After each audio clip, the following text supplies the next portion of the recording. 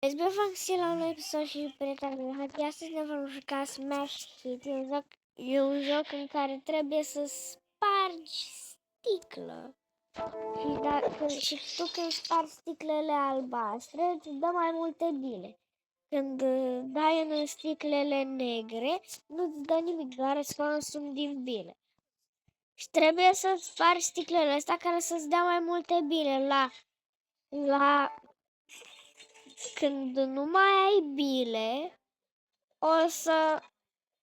o să pierzi jocul și ori și poate să dă checkpoint, poate nu. Acum eu am dat pe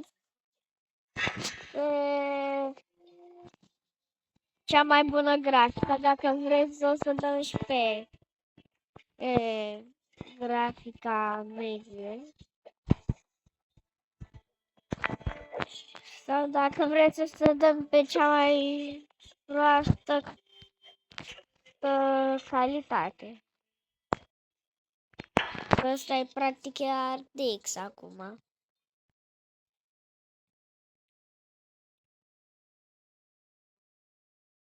Și să știți că e foarte tare acest joc.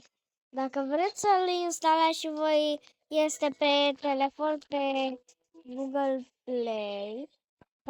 Se numește Smash Hit. Mai spus la videoul dau mai spus acum. Și acest joc, când treci la uși de ăsta, trebuie să apeși neapărat pe butoane, că dacă nu apeși pe butoanele alea, nu o să se deschidă ușa și după aia, când te lovești de ușă, dacă o să ai puține bile, poate o să pierzi. Dar dacă ai multe, o să pierzi bile.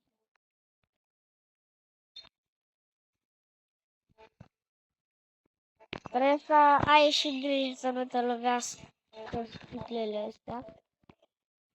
Eu am ajuns departe, dar să vedem cât ajungem până acum. Dacă vă întrebați de ce n-am luat-o de acolo, eu vreau să vedeți să știți voi cum este jocul, dacă nu l-ați mai jucat.